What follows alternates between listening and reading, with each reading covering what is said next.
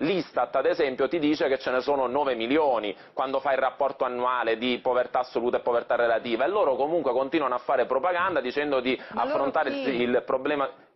Quando parliamo del PIL, il PIL l'ha elencato il senatore prima, cioè in realtà il nostro PIL dall'inizio della crisi si è diminuito di oltre 100 miliardi, quindi non sono numeri positivi, sono numeri negativi, e questa diminuzione di 100 miliardi ha però causato lei ha fatto un'affermazione, perdita. mi scusi, ma davvero grave, cioè parlare di dati falsi.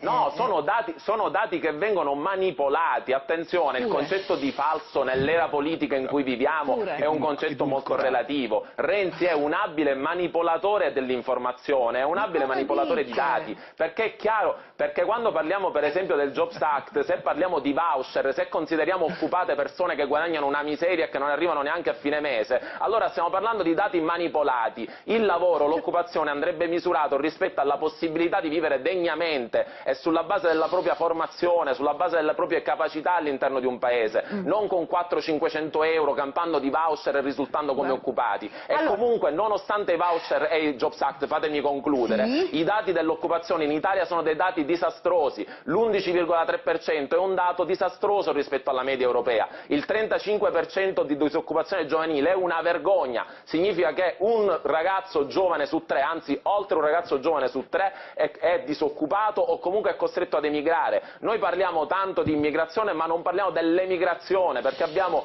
un'enormità di gente capace, di gente formata, di gente su cui investiamo all'interno del sistema scuola e università, che va a generare reddito, che va a generare prodotto interno lordo all'interno di altri paesi d'Europa e del mondo, e a me mi piange il cuore perché io queste persone le conosco e ci parlo.